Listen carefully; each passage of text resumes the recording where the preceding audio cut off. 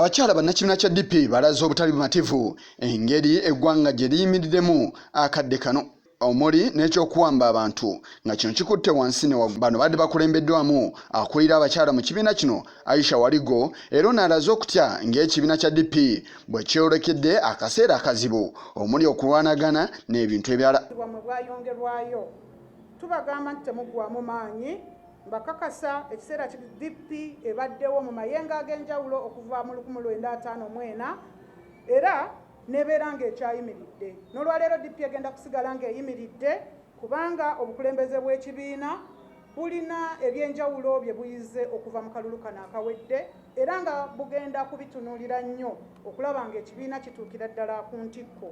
Mbakakasa newankubadde taaguddwa naye tetugenda kulemesebwa kuweereza. Omumyuka wa Ssaabawanisi w'ekibiina kya DP Bweyorekera Akaseera akubye ebituli mu kulonda engeri kwatambuddemu era n'alaga nga Uganda bweyorekedde akaseera akazibu. Ekyaffe ekyaweebwa obuvunaanyizibwa okutulondesa ekya-Electoral Commission kuba kyalema okuvaayo okubaako kye kikola ku mbeera ebaddewo naddala nga abantu baffe batulugunyizibwa naddala abantu abazze mu bibiina ebivuganya gavumenti. Tulaba nti nno twolekedde okugenda mu nkola eyannakyemalira eyaddala. Ono era yennyamidde olw'abakyala obutafuna ddembe lyenkana n'abaami mu kadde ak'okunoonya akalulu. Balina okugenda okukubira kampeyini mu mpuliziganya ez'enjawulo ez'amawulire naye ng'ate twesanga nga gamba bya bbeeyi nnyo ate abakyala abasinga tebaba na ssente nnyingi. Ate abakyala abasinga bwe bagamba nti tebasobole kulabikira ku zi TV na zi leediyo olw'ensimbi ne balowooza nti banaagenda nju ku nju nga banoonya akalulu.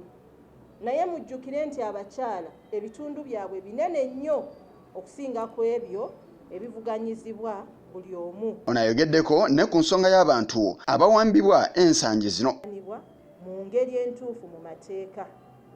Abo bonna abali mu bifo bakwatibwa bali mu bifo bye tutamanyi balina okulaba nti bateebwa amangu ddala.